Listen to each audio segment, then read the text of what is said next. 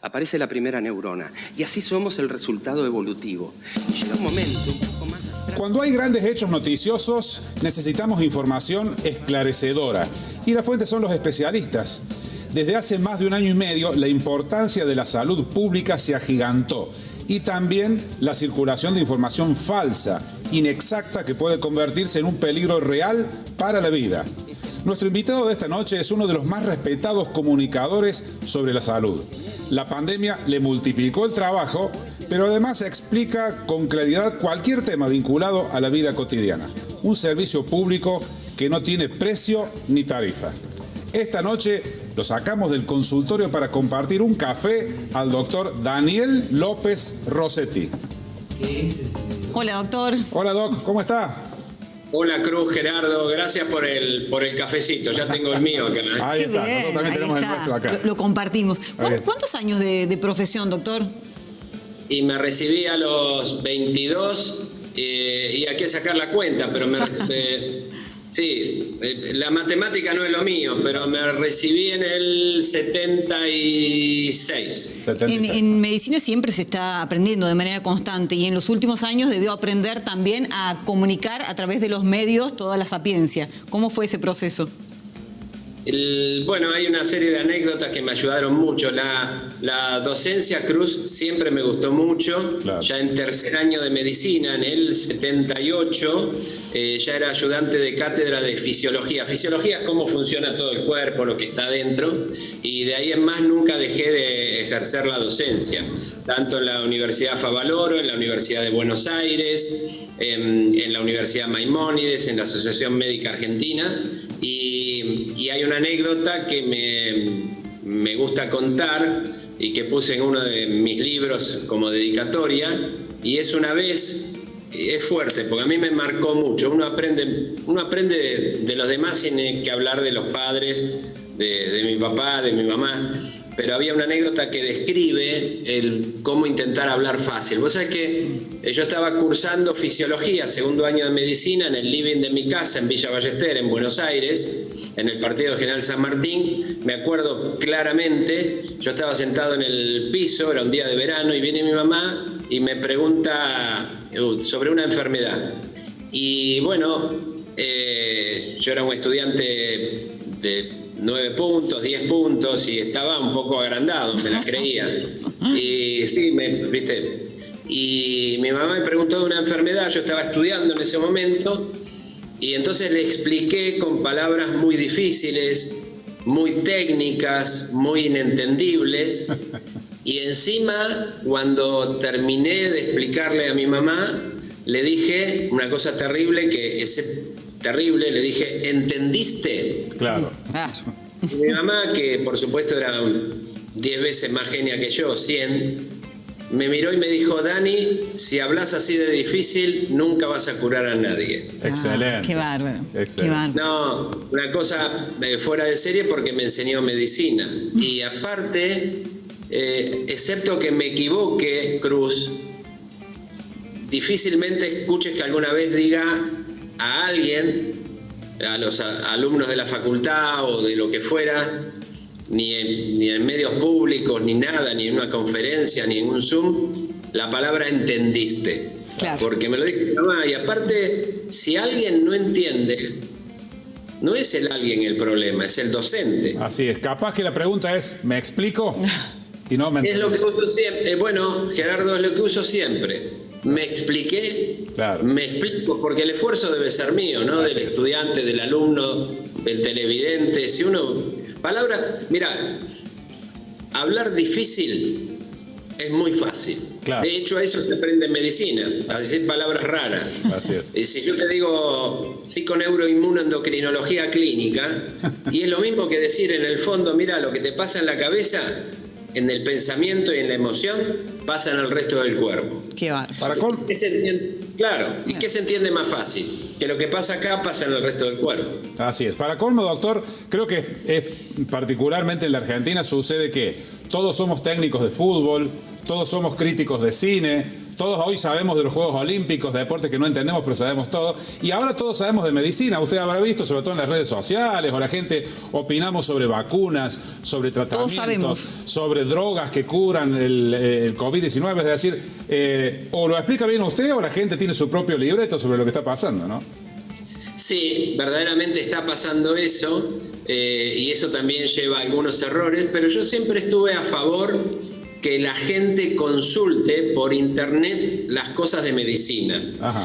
Lo único que digo es que consulten en páginas oficiales de sociedades científicas o avaladas, pero aparte le agrego una cosa. Mire, está bien, pero tenga cuidado en esto, porque el señor Google sabe mucho, pero no es médico. Claro. Si uno googlea una enfermedad, por ejemplo, no sé, Cruz, infarto agudo de miocardio, y lo busca en páginas importantes, la verdad que va a estar bastante bien explicado.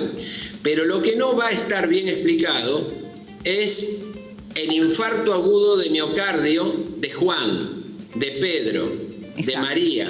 No sé si me explico, porque cada paciente es un mundo. Entonces, claro, entonces yo creo que hay que aclararle eso a las personas, pero es parte de la evolución cultural. Hoy las personas ingresan a los medios de internet y buscan información, y no me parece mal. No me parece mal incluso porque aumenta el nivel cultural, le exige al médico hay que exigirle, Al médico hay que sentarse y decirle lo que le pasa. Uno tiene que ver si el médico actúa bien, si cuando entra al consultorio se levanta y lo saluda dándole la mano, si lo mira a los ojos, si en la segunda o tercera consulta uno no anda bien. Y doctor, mire, la verdad que no ando bien, por esto a mí me gustaría. El médico debe ser exigido por el paciente. Es cierto que el médico tiene un rol propio de la especialidad que practique la medicina, pero también tiene que haber en ese sentido una comunicación de ida y vuelta, una comunicación horizontal. Doctor, el hipocondríaco es un enemigo del médico. ¿Cómo adivina usted? Este me está diciendo que está mal y realmente es porque es hipocondríaco, es decir, no está tan mal como él cree que está. Todos los pacientes que dicen tener algo, tienen algo. Ajá. Es decir, yo me acuerdo que el profesor Fustinoni en el Hospital de Clínicas, Hospital Universitario de la Facultad de Medicina de la Universidad de Buenos Aires, una vez, un dicho conocido en medicina, pero bueno, a mí me llegó mucho por la palabra de él, era esos médicos profesores de antes, con guardapolvo almidonado y moñito, ¿viste? Y te tuteo, ¿no? Nos podemos tutear, ¿no? Así. Sí, claro, mejor todavía. Estamos en la misma. Sí, más fácil. Y yo me acuerdo que decían, estábamos viendo instrumentos diagnósticos, lo que se llaman métodos complementarios, radiología. ¿Cuál es el instrumento diagnóstico más importante del médico? La oreja, el oído. El oído, claro. Escuchar al paciente. Después, cuando hice la especialidad en cardiología en el Hospital de Clínicas como cardiólogo universitario, el profesor Fustinoni, que nos había presentado, había sido maestro del profesor Perocio y el profesor Suárez, nos decía, mire, usted tiene que tener diagnóstico presuntivo, es decir, tener una fuerte idea de qué es lo que tiene el paciente en un 80-90% con solo escucharlo. Cuando se levanta y revisa al paciente y lo examina, tiene que tener un 5% más de diagnóstico. Y lo que queda, ese 5% que queda para llegar al diagnóstico, que sea con los métodos complementarios, con la radiología, con la tomografía, con el electrocardiograma. Fíjate que yo, sin ser viejo, tengo 63 años, pero sin ser viejo... Un pibe. Fíjate una cosa, mi camada... Fíjate esto lo que te digo, Cruz. Mi camada se recibió como médico y no existía la tomografía computada. ¡Qué bárbaro! Claro. ¡Qué bárbaro! No existía la resonancia magnética nuclear, la ecografía 3D.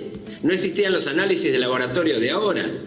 No existía la laparoscopía. No existían las cosas que vos conocés hoy todos los días.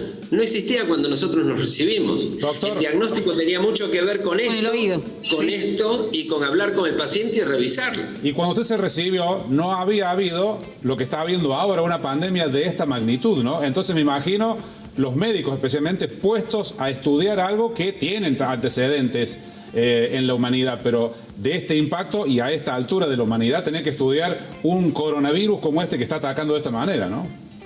Mira, una de las cosas que a nosotros nos está pasando, porque si bien públicamente todos los médicos en televisión hablamos de cosas, qué sé yo, pero la verdad que en general son entendibles. Pero hay otra cantidad de información científica que tenemos que estudiar todos los días. Y como este bicho, este virus, el coronavirus que produce esta enfermedad, el COVID-19, es distinta a muchas otras, tuvimos que no solamente aprender, tuvimos que desaprender, claro, para volver a aprender respecto a esto. Y todavía falta mucho camino por delante, pero te adelanto algo, ¿eh? Sí. El coronavirus está totalmente perdido, es una cuestión de tiempo, una cuestión de tiempo. Ya está claro, vamos a tener un diciembre mejor que el diciembre pasado y un marzo muchísimo mejor. Bueno, este es un titulazo, es más, yo diría ya mismo, chau, o sea, adiós, hasta mañana con esto, ¿Estás seguro que no viene otra variante con otra letra del alfabeto griego? No, basta, seguro eso? Basta. No, las letras del alfabeto griego se van a acabar de las variantes que van a aparecer, esto es seguro, pero básicamente se van a solucionar todas, sobre todo con las vacunas más modernas, las de ARN mensajero. El virus está perdido. Bien. El tema es el costo, que ya hemos tenido un costo muy importante en vidas, en salud, en las pandemias paralelas de los problemas mentales y un montón de cosas. Pero que está perdido y es una epopeya en nada de tiempo. En 10 meses tuvimos vacuna. Y en menos de un año, nosotros en la otra punta del planeta la empezamos a tener aplicada en nuestro cuerpo.